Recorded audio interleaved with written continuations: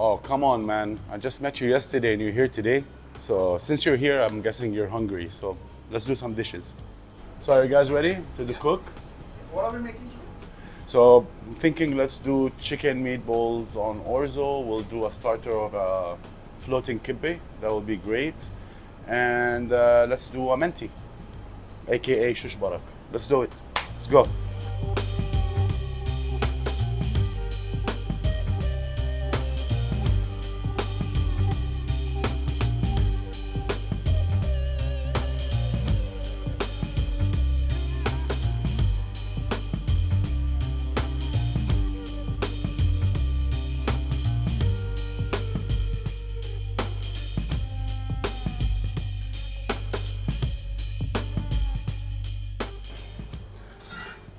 So guys, it's ready now.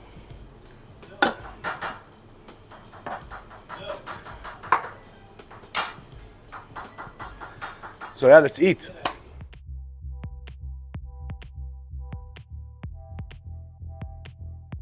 So how are you? I'm great. How are you? Nice having you. This looks lovely. Can you tell me more about the dishes? So we'll start with the starter. This is a floating kibbe, so it goes behind the same recipe of a normal Levantine kibbe. We just didn't fry it. We boiled it, and we put on top some fig chutney and chili, so it's a bit on the spicy side. Under it is our special feta yogurt mix. This is something was influenced from my childhood. So I grew up a bit in Greece in my childhood. We use a lot of orzo when we cook in Greece. So orzo is pasta basically. It looks like rice, but it's pasta. And on top we put those chicken kebab balls. Let's put it that way. And it's unbelievable. Also, again, we use our special garlic. Here is a mix between Turkey and Levantine. So we call it shish barak. In Turkey they call it manti. It looks like the Turkish recipe, but it's not because they don't cook the yogurt. They put it on top of yogurt and then they put the tomato sauce. Us, we cooked it already with yogurt and we put it on top of, so it's a mix between them. So we put it on top of the garlic and the tomato sauce, and there is the yogurt at the bottom. So yeah, you can try it out. Everything here is homemade. So this is rolled here. The manti itself is made here. The chicken is made here. The orzo is fresh. Everything is made in-house. Thank you. I love mean, the colors. try it. The plating as well, right? We make it look, it looks good. You want to eat it. Yava, the name, is inspired by the first Mediterranean port in the region. So let's say they used to ship goods between Greece and this region through Haifa and Jaffa, Palestine. So I called it that because, you know, it's a Mediterranean restaurant, and I connected the countries, let's say I visited or grew up in my flavors. So Java itself as a restaurant became a cuisine. So we don't fall behind a certain cuisine like a country or something. No, we created our own cuisine just to eliminate all confusion. So yeah, so nothing you eat here as a flavor, it might resemble something you've had in your childhood, but as a look or as a dish, it doesn't.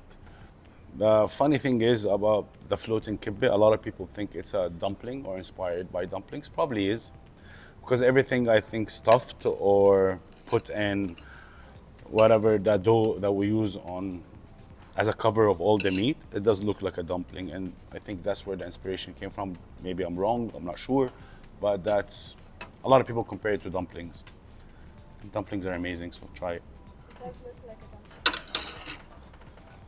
A lot of people say we have homey flavors. Yeah, I like to feel the ingredients. I like to taste the ingredients, whether it's meat, chicken, rice, pasta. Covering it up with sauce is not my thing. I'm absolutely in love with this. I'm happy you like it. Fun fact, we crush our own spices here. We don't buy ready spices.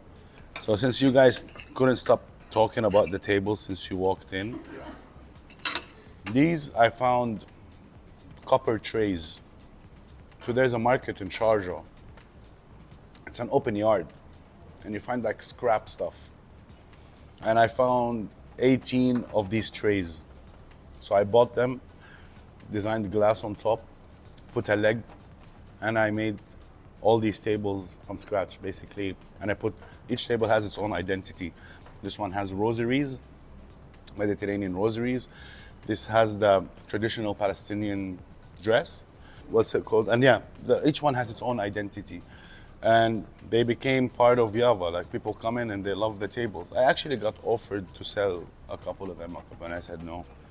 But yeah, people became fans. And the interior, we wanted to.